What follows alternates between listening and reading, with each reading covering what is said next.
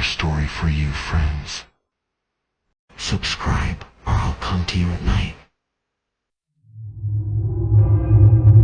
This happened last summer. My husband's best friend flew out of LA to visit us in rural Iowa. My husband grew up in LA, but I was raised here, and this is where we decided to settle down. We wanted to give our friend the full rural/small town experience, and one thing you don't realize when you're from the city is how completely pitch black it is out here, with no street lamps or city lights to illuminate the night. It's something my husband commented on when he first moved here. There is a dense forest that covers several square miles just outside of town. It's a protected wildlife reserve.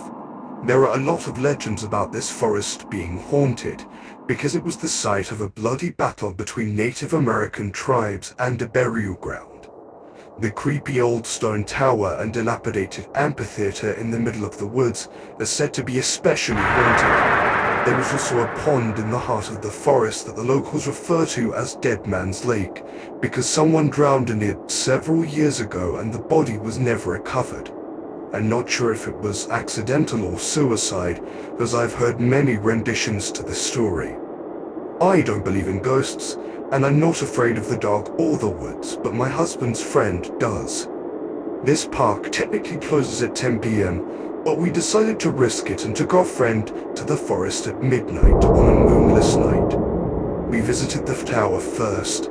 I'd never seen it at night, and the sight of the black silhouette against the starry sky, surrounded by gnarled, dead trees, was an unsettling one that set the mood for the rest of the night. After a little convincing, we got our friend to follow us into the tower, up the old, creaky spiral staircase, and we spent some time surveying the surrounding scenery and enjoying our view of the clear night sky from the tower's rooftop. The view was magnificent, and I thought it looked magical, but our friend just seemed to be getting more nervous by the second.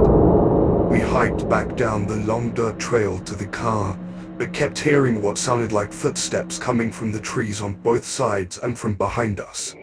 Our friend was scared it could be something paranormal, but I was worried about drug dealers or meth heads, since there is a large population of sketchy people and frequent meth lab busts in the area. My husband and I both had our 9mm pistols strapped to our belts, but we didn't want to have to use them. We picked up our pace, back to the car, and drove further into the forest, to the place where the trail to the old amphitheater begins.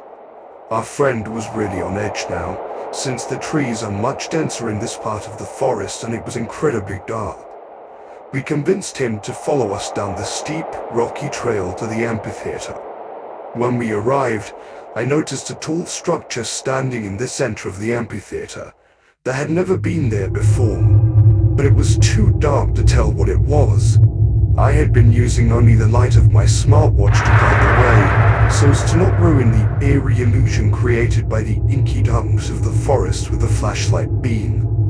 At this point, even my husband was becoming uneasy and wanted to turn back, but I had to know what the mysterious object was, which had appeared in the last 2 days since my last hike to this part of the forest. I carefully made my way down into the center of the arena and drew closer to the structure, my husband and our friend following closely behind. When I was a few feet from the object, I lifted my wrist to illuminate it with the light from the watch, and I felt a sense of dread and fear wash over me.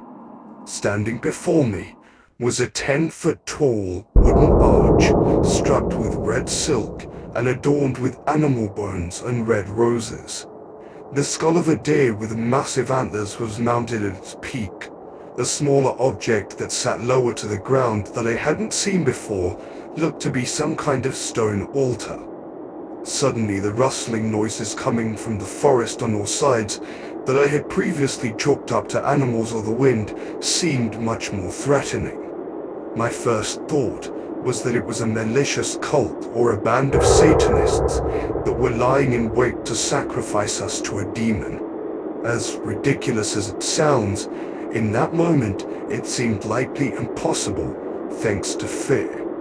All three of us jumped, and turned towards the direction of our car when we heard a car door close and saw the faint glow of headlights peeking through the trees. We rushed back up the trail expecting to find some crackheads attempting to break into our car. We didn't know whether to be relieved or apprehensive when we saw a DNR truck parked next to our car. The officer was scanning the trees with his flashlight and greeted us and asked us what we were up to. We told him that we were showing our friend around, and he informed us the park was closed. He noticed our firearms and asked for our permits and ID, which we gave him. He went back to his truck to run our info and returned minutes later with an $80 ticket for being in the park past closing time. After that, we spent about 15 minutes having a friendly chat with the officer. When he asked, "So what's the amphitheater like at night?" I told him it was really creepy and proceeded to describe what we witnessed. The officer chuckled at the terrified looks on our faces and told us that a wicked couple had rented the amphitheater for their wedding tomorrow and had been to it today to decorate. So a bit of a disappointment ending, and I was relieved at first but also disappointed, and planned to return to the forest on another night in the dark. But this time I'll go alone, and on foot, so the DNR cannot find me.